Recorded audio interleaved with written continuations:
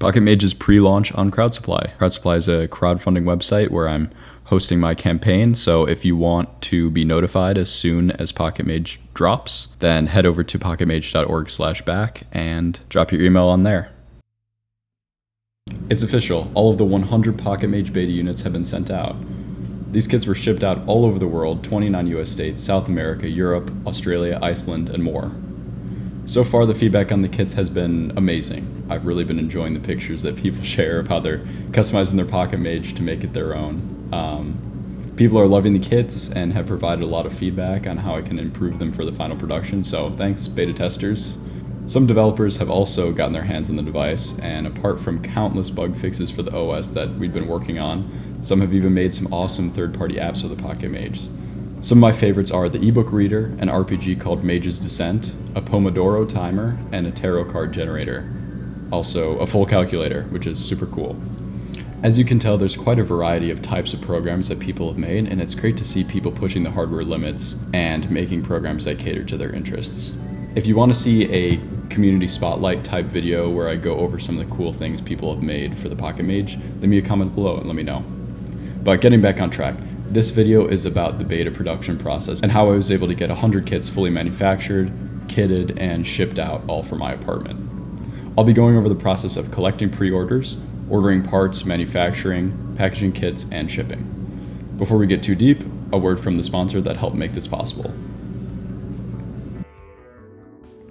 JLC PCB has been there since the beginning of this project, providing me with fast, high quality, and cost-effective prototype circuit boards. They've enabled me to iterate on my designs and create the device that you see today. They're super easy to use, even for hobbyists, and I've found them very reliable at delivering working PCBs since I started ordering from them. The ordering process is super easy. You just upload your PCB Gerber file, select your board settings, and you get a quote almost instantly. Setting up PCB assembly is just a couple more clicks after that. Their boards are also affordable and fast. They have 1 to 8 layer PCBs that start at $2, and production happens in just 24 hours because of their large-scale production facilities. I've been using JLC for years, and I can honestly recommend them to anyone in need of some custom boards.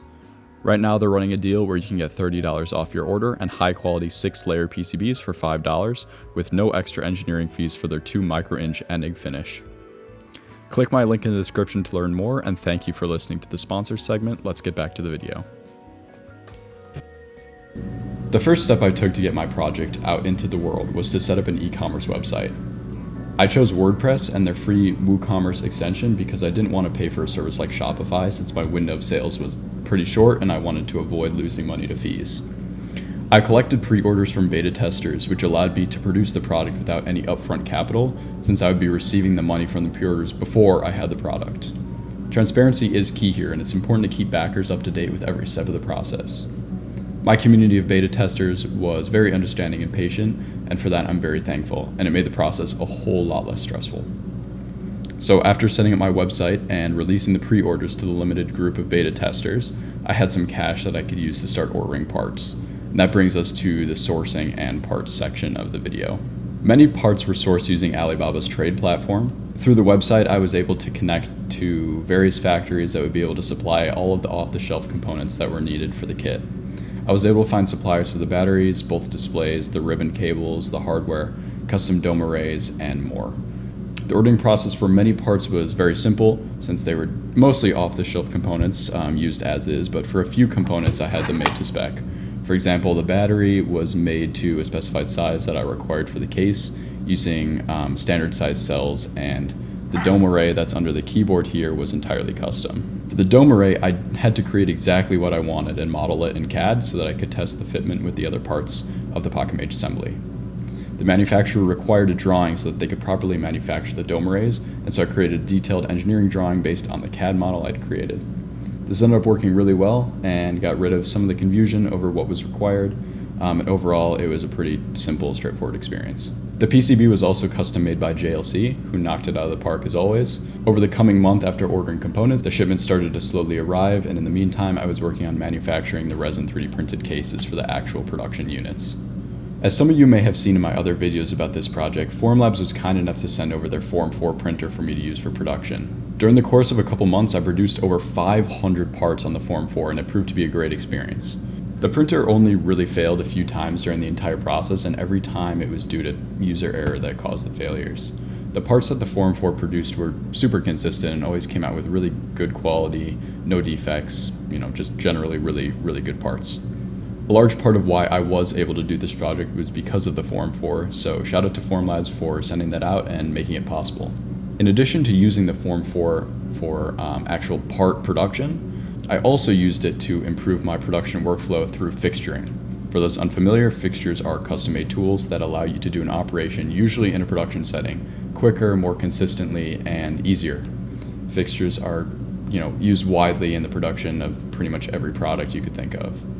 I made 2 different fixtures for this production run using Formlabs' new Tough 2000 V2 resin, which is meant to closely mimic the material properties of ABS plastic. This makes it really great for fixturing because, as the name suggests, it's tough and resistant to shattering and deformation.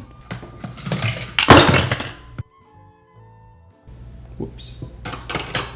A quick side note, I've also been using this resin to prototype the ABS parts because I'll be injection molding this for the final production. So I wanted to use this to kind of get a better idea of how stiff things would be, what the tolerances will look like, and things like that. And so far, it's looking really good and feeling, really, really solid. So I'm pretty happy with this. Anyway, back to the fixtures. These here are the 2 different fixtures that I designed for the PocketMage PCB assemblies. On the top here is the screen assembly, on the bottom is the keyboard assembly. This one here is used to assemble the keyboard PCB, and this one is used for the screen PCB. Both of these fixtures are used to locate the screens onto the circuit boards, an OLED for the keyboard, and an e-paper display for the screen. I ended up being really pleasantly surprised with the quality of these prints and this material. You literally cannot break it, and even if you bend it, it's highly elastic. It'll return exactly to its intended form. And I'm just really happy with these. Let me show you how they work. The keyboard fixture works by locating into the 4 screw holes here on the PCB with pegs on the back of the fixture itself. And if you place them in the holes here, you then have a perfect spot for that OLED to go in.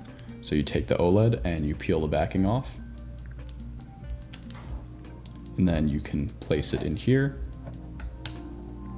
It can only really go in one spot because of the fixture, so that's why we're doing this. Turn it over, pop open the latch, and then close it. You can take the fixture off, and the OLED is placed in just the right place.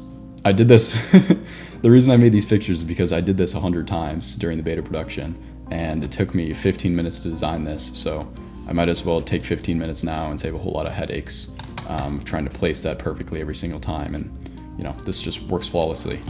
Let me show you how the e-ink one works. The e-ink one is a little bit different. We're actually going to put the display into the fixture first. We're gonna take this and put it on here, but first we'll apply a little bit of adhesive.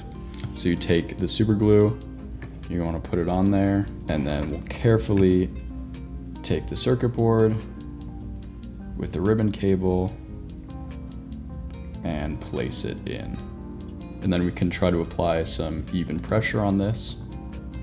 Make sure that glue sticks down. While this is in here, take that ribbon cable, gently plug it in there, and then close that up and give that a gentle fold.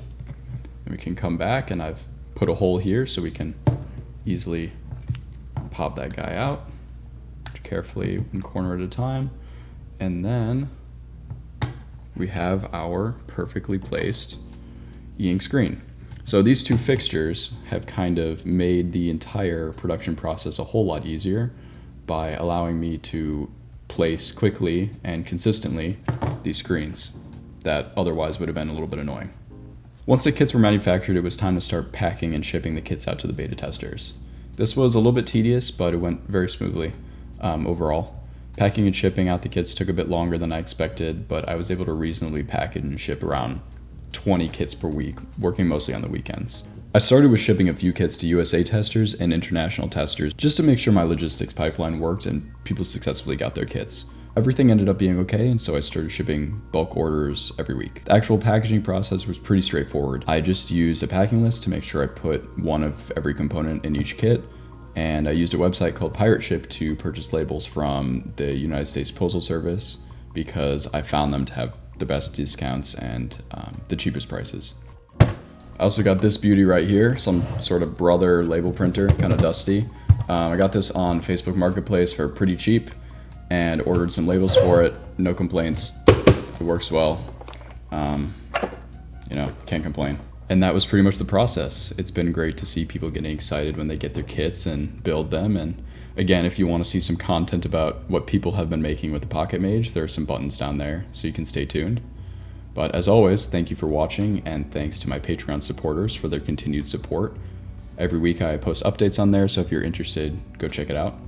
Please let me know in the comments if you have any questions about the process. I know this is a pretty complicated thing that I've slimmed down to a fairly short video, and I know it can be pretty hard to get through this kind of thing.